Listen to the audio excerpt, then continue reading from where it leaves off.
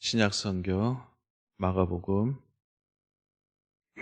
14장 66절에서 72절 말씀, 우리 한 66절부터 같이 읽도록 하겠습니다. 베드로는 아랫뜰에 있더니 대제사장의 여종 하나가 와서 베드로가 불 쬐고 있는 것을 보고 주목하여 이르되 너도 나사렛 예수와 함께 있었도다 하거늘 베드로가 부인하여 이르되 나는 네가 말하는 것이 무엇인지 알지도 못하고 깨닫지도 못하겠노라 하며 앞들로 나아갈새 여종이 그를 보고 곁에 서 있는 자들에게 다시 이르되 이 사람은 그 도당이라 하되 또 부인하더라. 조금 후에 곁에 서 있는 사람들이 다시 베드로에게 말하되 너도 갈릴리 사람이리 참으로 그 도당이니라.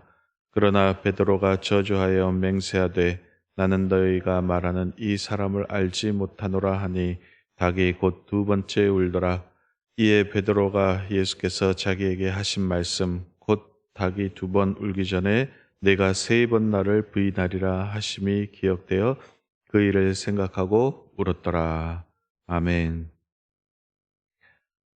오늘 함께 읽은 이 본문 말씀은 예수님의 수제자인 베드로가 스승인 예수님을 부인하고 배반한 그런 유명한 장면입니다.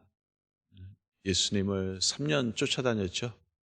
예수님과 같이 숙식을 하며 삶을 같이 나눴던 베드로가 자신에게 생명의 위협을 느끼자 예수님을 배반했다. 본문 말씀 보면은 저주했고 맹세까지 했다라고는 말씀이 나오는데 나는 예수라는 사람 모른다 하고 저주한 그런 장면입니다. 이 말이 이 본문은 유명하죠. 굉장히 유명한 구절인데 이 베드로의 이 말이 가장 치명적인 이유는 어디에 있냐면은 29절에 보면 14장 29절에 보면은 이런 말이 나옵니다. 베드로가 여짜오되 다 버릴지라도 나는 그리하지 아니하겠나이다.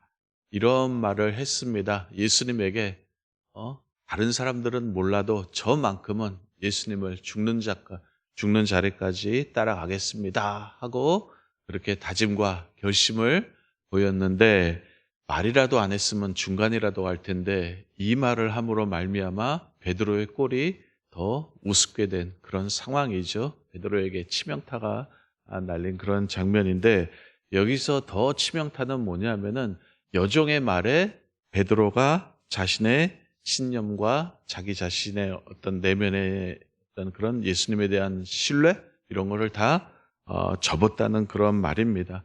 당시 맥락에서 보면은 아이와 여자들은 사람으로 계수되지 않았잖아요. 사람으로 인정되지 않았잖아요.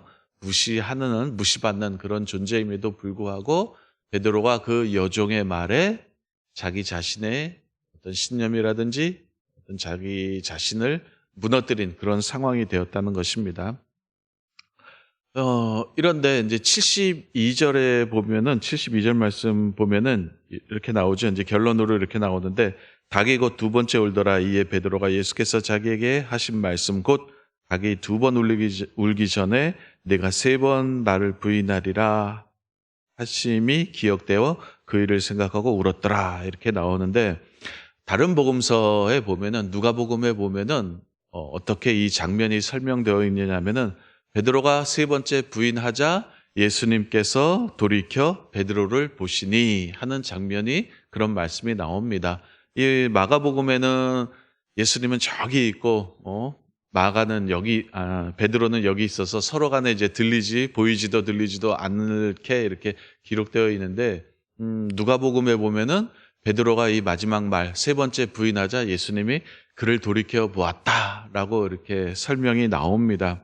한번 생각을 해보시길 바랍니다. 나 예수라는 사람 모르오 하고 딱 얘기를 했는데 그때 예수님이 베드로를 딱 돌이켜보는 그 장면을 한번 생각해 보시기를 바랍니다. 예수님의 마음이 어땠을까요?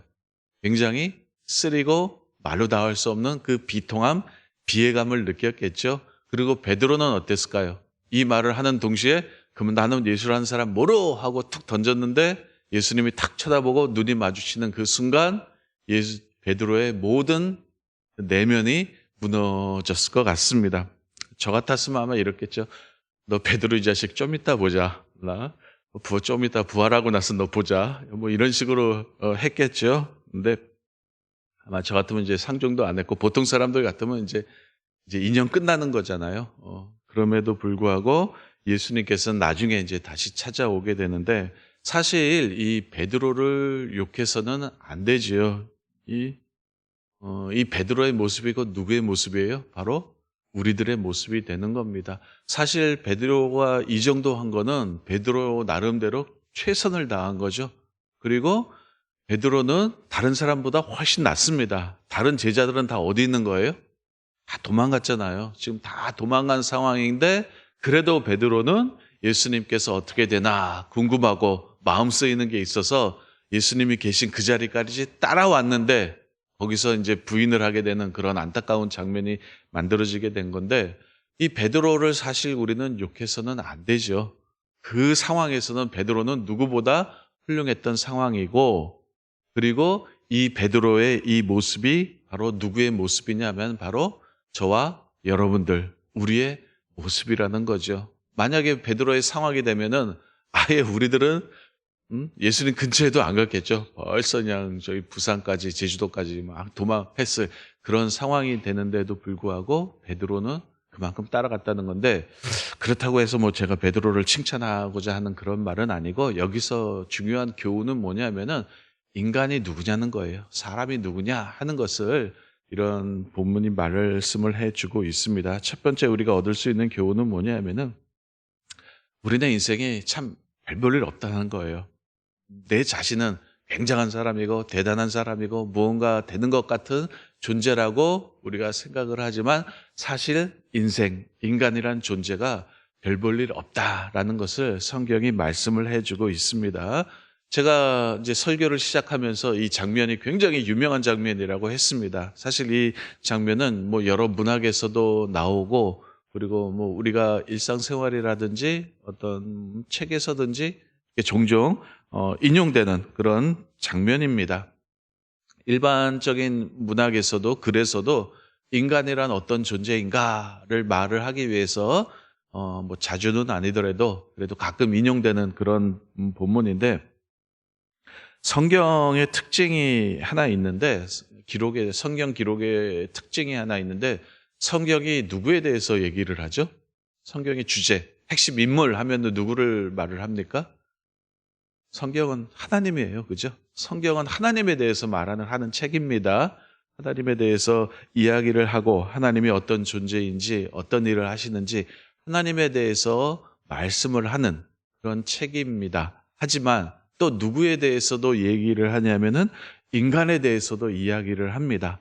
인간이 어떠한 존재인지 사람이 어떤 자인지를 말을 해 주고 있는데 인간에 대해서 굉장히 적나라하게 기록을 하고 있습니다. 성경이 사람을 한마디로 말하는 성경이 한마디로 표현하는 단어가 뭐냐면 바로 죄인이죠. 성경이 우리를 사람을 표현할 때 한마디로 표현하면 뭐라고 말을 하냐면 죄인이라는 그런 표현을 씁니다. 인간은 누구냐라고 했을 때 죄인이다라고 한마디로 표현을 합니다. 이 말은 무슨 말이냐면은 인간에게는 가능성이 없다라고 말을 합니다. 근데 세상은 반대로 말하죠. 세상은 우리 인간의 가능성을 부추깁니다. 할 수 있다. I can do it, you can do it, we can do it. 우리 모두 할 수 있다라고 계속해서 우리 자신의 어떤 내면에 있는 그런 가능성들을 계속해서 부추기죠. 세상은 그렇게 부추깁니다. 소수의 성공 사례를 들어가지고 너도 할 수 있다 하면서 계속 이제 부추기는데 사실 성경은 이런 인간의 가능성에 대해서 완전히 문을 닫아버리죠. 사실 뭐 저도 그렇습니다. 나이 들어서 깨닫는 것이 뭐냐 하면은 점점 나라는 존재가 우리 사람이라는 존재가 그렇게 대단한 존재가 아니구나 하는 것을 깨닫게 됩니다. 젊었을 때는 뭐 왕성했죠. 어떤 혈기도 있고 어떤 야망도 있고 꿈도 있고 나도 할 수 있겠다 하는 자신감도 있었는데 나중에 점점 시간이 들어가면서 인생과 사회와 역사와 뭐 이런 것들을 성경 말씀을 깨달으면서 드는 생각이 뭐냐면은 인간이라는 존재가 사람이라는 존재가 그렇게 대단한 존재가 아니구나. 나약한 자구나. 여기 나오는 베드로가 바로 나의 이야기를 하는구나 하는 것을 우리가 이제 깨닫게 됩니다.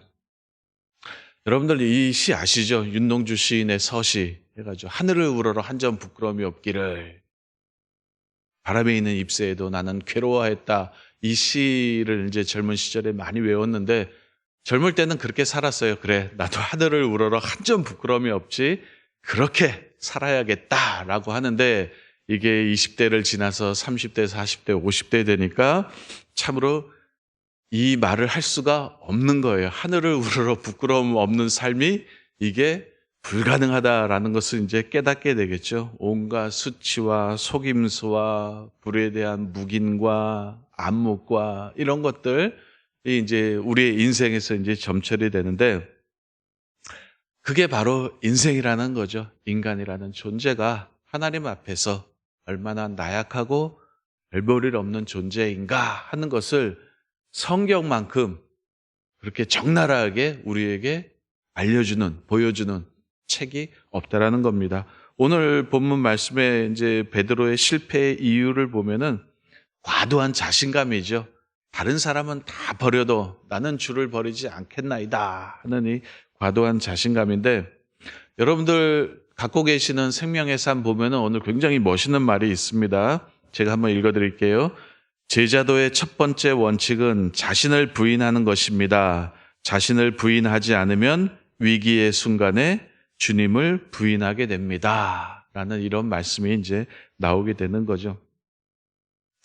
영성이란 무엇이냐라고 했을 때 한마디로 얘기하면은 자기 부인입니다. 하나님 앞에서 내 자신이 별 볼 일 없는 인생이라는 것을 깨달아 아는 거죠. 이게 영성입니다. 뭐 혼자 열받아가지고 후끈후끈하고 뭐 그냥 막 이런 게 영성이야.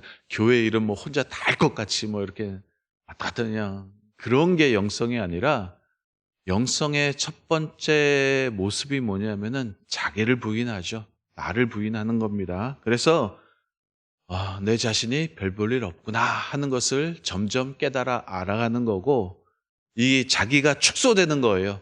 내 주장이 점점 없어지는 거죠. 내 주장이 점점 없어지고 자기 자신이 축소돼서 결국에는 어떻게 되는 거죠? 내 자신이 죽는 거죠. 성경의 표현에 하면 내가 죽는 거예요. 내 자아가 없어지는 것. 내 자아가 없어진다는 말은 무슨 말이냐면은 하나님과 일치된다는 그런 뜻입니다. 그래서 하나님과 이제 거꾸로 얘기할게요. 하나님의 영성이란 무엇이냐 하면은 하나님과 일치되는 거예요. 하나님과 하나 될 때 그 나타나는 모습이 뭐냐면은 자기 부인입니다. 내가 내 자신을 부인하는 거고 자기 축소가 되는 거예요. 축소되다 못해 내가 어떻게 되는 거예요? 내 자신이 죽어버리는 거예요. 하나님과 하나됨으로 말미암아 내 자신이 축소되고 내 자신이 없어지는 것. 이것을 뭐라 그런다고요? 이거를 영성이라고 말을 합니다. 여러분들이 이제 성경 말씀도 읽고 기도도 하고 이제 오랫동안 이제 우리가 신앙의 경륜을 쌓아 나가는데 그때마다 점점 시간의 흐름으로 신앙의 경륜이 쌓이고 연륜이 쌓일 때마다 여러분들에게 나타나야 되는 모습은 어떤 모습이냐면 이런 자기가 없어지는 거죠. 자기 주장이 없어지고 자기 축소되고 자기를 부인하는 이 모습들이 나타나야 되는 거죠. 이거를 뭐라 그런다고요? 이게 영성이라는 거예요. 제대로 신앙의 길을 가는 거예요. 이게 내가 죽는다, 자기 부인한다 그래가지고 나는 무슨 벨도 없는 사람이냐? 뭐 이런 식으로 생각하시면 안 되고 하나님과 하나 되면은 내가 점점 어떻게 된다고요? 없어진다고요. 죽는다고요. 내가 내 자신을 부인하게 된다고요. 이게 하나님의 일치, 이게 바로 영성이 되는 거죠. 오늘 베드로의 실패 이유가 바로 이런 거죠. 과도한 자아. 다른 사람은 몰라도 나는 절대로 주님 부인하지 않겠습니다 하는 자신에 대한 과도한 신뢰?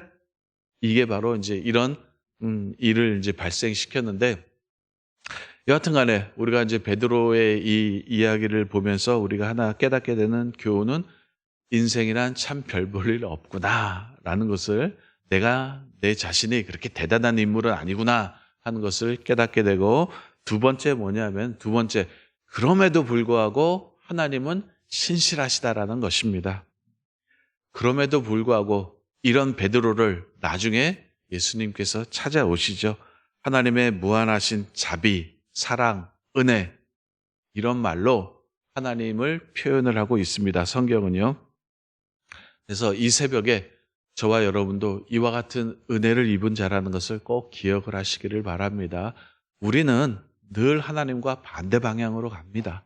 그럼에도 불구하고 하나님께서 우리를 먼저 찾아오셔서 우리를 다시 세우시는 그런 분이시라는 것을 늘 기억하면서 쓰러진 그 자리에서 다시 한번 툭툭 털고 일어나시기를 바랍니다.